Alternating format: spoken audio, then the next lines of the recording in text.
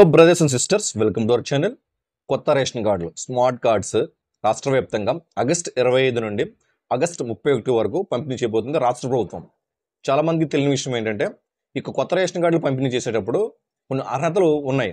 అర్హతలు ఏంటి, అనర్హతలు ఏంటి, ఎవరికి కొత్త రేషన్ కార్డు పంపిణీ చేస్తున్నారు అనేది క్లియర్గా ఈ వీడియోలో ఎక్స్ప్లెయిన్ చేస్తాను. దయచేసి వీడియో లైక్ చేయండి, 10 మందికి ఉపయోగపడుతుంది. కొత్తగా వస్తే సబ్స్క్రైబ్ చేసుకోండి. డైరెక్ట్ టాపిక్లోకి వెళ్దాం. మన యొక్క రేషన్ కార్డులకు సంబంధించి మీకు స్క్రీన్ మీద చూపిస్తా ఉన్నాను, చూడండి. స్మార్ట్ రేషన్ కార్డ్స్ పొందడానికి కొన్ని ఎలిజిబిలిటీ క్రైటీరియాస్ ఉన్నాయి. వాటి ఏంటి ముందుగా చూద్దాం. అర్హత తెలుసుకుందాం. ముందు అర్హత ఏంటి అనేది. సో ముందు ఆదాయం చూద్దాం.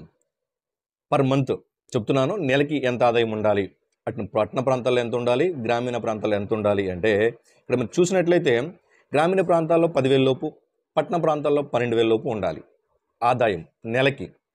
ఇంట్లో నలుగురుంటే నలుగురు ఆదాయం కలిపి, మళ్ళీ చెప్తున్నా, ఇంట్లో నలుగురున్నా, ముగ్గురున్నా, ఐదుగురున్నా అందరి ఆదాయము నెలకి ఎంత దాటకూడదు అంటే 10,000 దాటకూడదు. అది పట్టణ ప్రాంతాల్లో 12,000 దాటకూడదు. సో దీంట్లో భాగంగానే తల్లికి వందనంలో గ్రామీణ ప్రాంతాల్లో ఉన్న అంగన్వాడీ టీచర్స్కి తల్లికి వందనం పడలేదు, పట్టణ ప్రాంతాల్లో ఉన్న అంగన్వాడీ టీచర్స్కి తల్లికి వందనం పడింది. ఎందుకు ఇలా జరిగిందంటే, గ్రామీణ ప్రాంతాల్లో వాళ్ళ యొక్క ఇన్కము అప్రాక్స్ 11,500 ఎంతో ఉంది అంగన్వాడీ టీచర్స్ది. సో పట్టణాల్లో మరియు గ్రామాల్లో 10,000 లోపే కాబట్టి అక్కడ ఉన్న 11,500 కాకపోతే వాళ్ళ ఆదాయం, అందువల్ల వాళ్ళ తల్లికి వందనం కూడా కోల్పోయారు. పట్టణ ప్రాంతాల్లో 12,000 అవకాశం ఉంది కాబట్టి వాళ్ళకి తల్లికి వందనం పడింది. అది డిఫరెన్స్ కూడా మీరు అర్థం చేసుకోవాలి.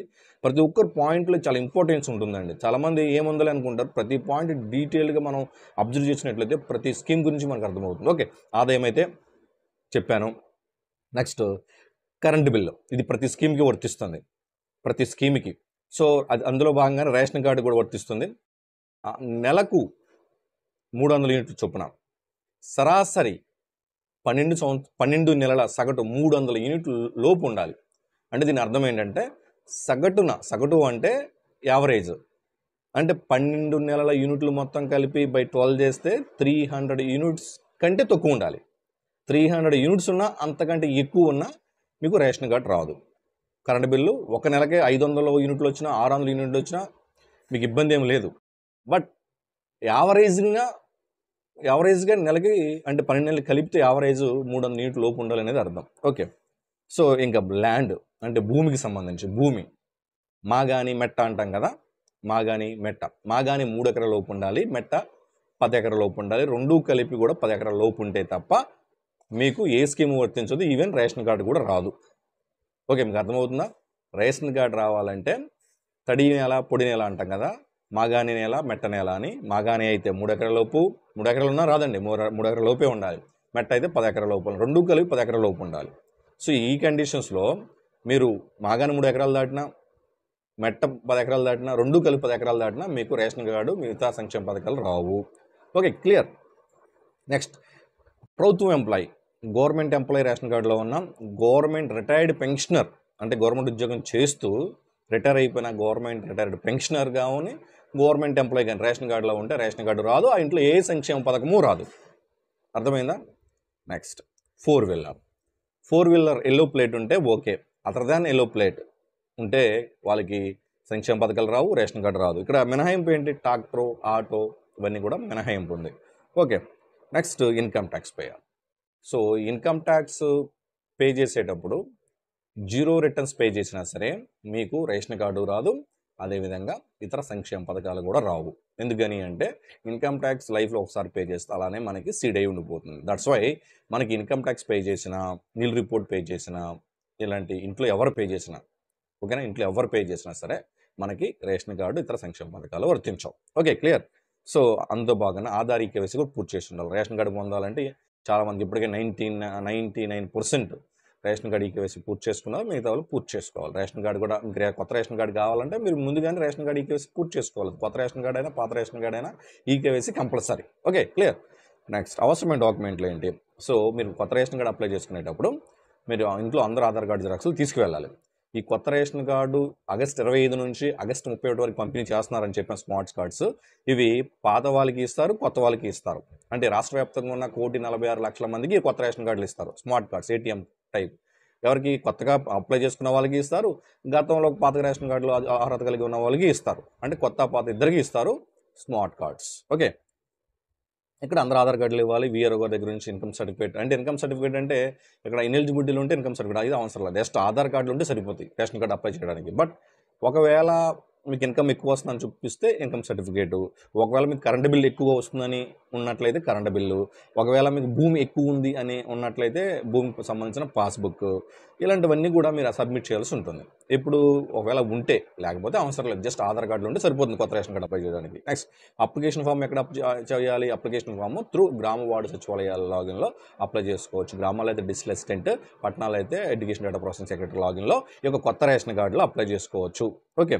సో లేదు మీరు వాట్సాప్ ద్వారా అప్లై చేసుకుంటామని అప్లై చేసుకోవచ్చు. త్రూ వాట్సాప్ గవర్నెన్స్ ఉంది. వాట్సాప్ గవర్నెన్స్ ద్వారా కూడా గ్రామ వార్డు సచివాలయాలకు వెళ్లకుండానే ఇంటి వద్ద నుండే వాట్సాప్ గవర్నెన్స్ ద్వారా కూడా మీరు చేయొచ్చు. మళ్ళీ చెప్తున్నాను, ఇక్కడ మీకు రేషన్ కార్డ్ స్ప్లిట్టింగ్ ఉంది తప్ప హౌస్ హోల్డ్ స్ప్లిట్టింగ్ లేదు.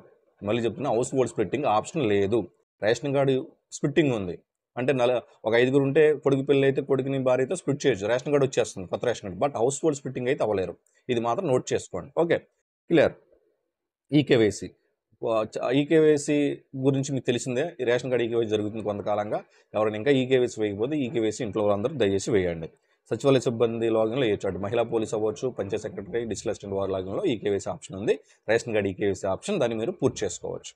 అలాగే మీరు ఆధార్ లింక్ అయ్యిందా మొబైల్ నెంబర్ చూసుకుని, ఆధార్కి మొబైల్ నెంబర్ కంపల్సరీ, ఎందుకంటే ఓటీపీ వస్తుంది కాబట్టి. ఇఫ్ ఇన్ కేస్ ఓటీపీ ద్వారా కూడా ఈకేవైసీ పూర్తి చేసుకోవచ్చు కాబట్టి ఖచ్చితంగా మీరు ఓటీపీని ఆధార్కి ఓటీపీ లింక్ చేసుకోండి. ఎందుకంటే ఓన్లీ రేషన్ కార్డ్ అయినా కాదు కదా, ఇతర సంక్షేమ పథకాల్లో కూడా ఇప్పుడు వర్క్ ఫ్రమ్ హోమ్ జరుగుతూ ఉంది. అక్కడ ఓటీపీ ద్వారా వర్క్ ఫ్రమ్ హోమ్ సర్వీస్ చేయించుకోవచ్చు, డాక్యుమెంట్ వెరిఫికేషన్. ఓకే, అలా ఖచ్చితంగా ఆధార్కి ఓటీపీ లింక్ అయ్యి ఉండాలి. క్లియర్. అప్లికేషన్ స్టేటస్ మీకు ఏపీ సేవ పోర్టల్లో తెలుసుకోవచ్చు, స్పందన.comలో తెలుసుకోవచ్చు. అప్లికేషన్ అంటే టీ నెంబర్ వస్తుంది, లేదా మీ అప్లికేషన్ నెంబర్ వస్తుంది, ఆధార్తో సహా మనం తెలుసుకోవచ్చు. ఓకేనా.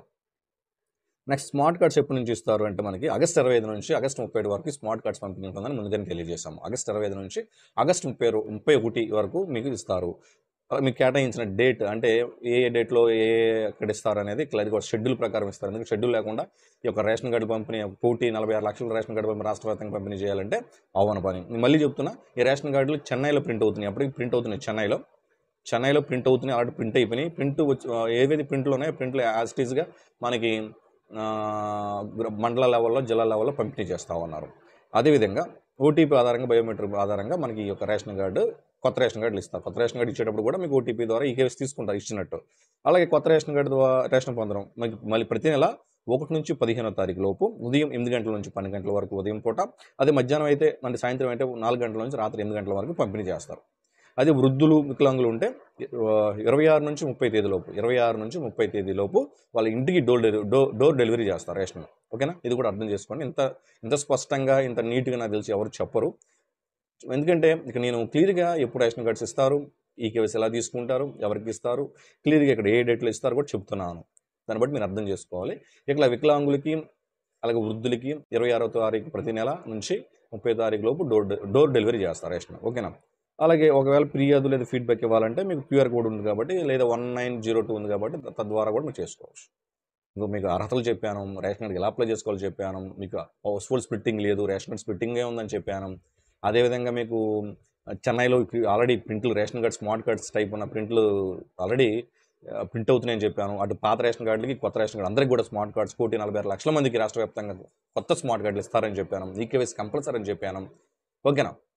రేషన్ ఎప్పుడెప్పుడు ఇస్తారు, పొద్దున ఎప్పుడు ఇస్తారు, సాయంత్రం ఎప్పుడు ఇస్తారు, ఏ డేట్లు ఇస్తారో చెప్పాను, ఎవరికి ఇస్తారో చెప్పాను. సో ప్రతిదీ క్లియర్గా ఎక్స్ప్లెయిన్ చేశాను. దయచేసి వీడియో బాగుంటుంది, జెన్యూన్గా ఉంటుంది కాబట్టి దయచేసి వీడియో నచ్చితే లైక్ చేయండి. 10 మందికి ఉపయోగపడుతుంది. కొత్తగా వస్తే సబ్స్క్రైబ్ చేసుకోండి. అందరూ బాగుండాలి, అందరూ మంచి జరగాలి. జై హింద్.